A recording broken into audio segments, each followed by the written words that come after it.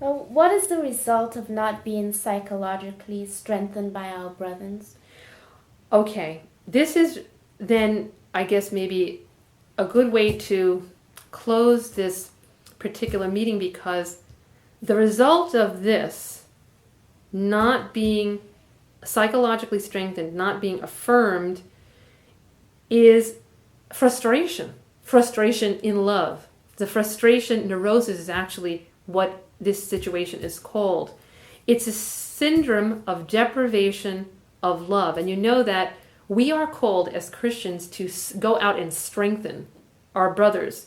In fact, I think even I like to take the example of Mary visiting Elizabeth, because notice that Elizabeth, we're called to do what she does in Luke 22:32, which is she's so happy to have Mary come. And you can see that she's overjoyed and delighted by the presence of Mary. And notice, what is Mary's response?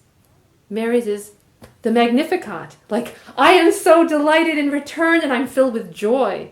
And notice right there, you have psychological strengthening. One recognizes who the other person is, and the other person then, in receiving that, and knows how well Mary receives the love of Elizabeth. She responds, having received love, with joy. Okay? And if you think about it, this is something that we don't see in a lot of people. And I think one of the things that they say too, they'll know we are Christians by our love. Well, even more, that they'll know we are Christians by our joy. Because if there's truly love there, then joy will be there as well. Okay, and that's the lily, that's the fully blossomed flower, in the presence of God. So I hope this makes sense now, because this is kind of the turning point, in the sense of we're beginning to look a little bit at abnormal psychology. And this will be a little bit of a thing you can meditate on as you're beginning to read the next book, actually. That's going to be in our counseling psychology enrichment program, which will be the unquiet heart. So if you can see from the title there, we're not talking about resting kind of in peace. We're talking about what causes disquiet, what causes a lack of peace.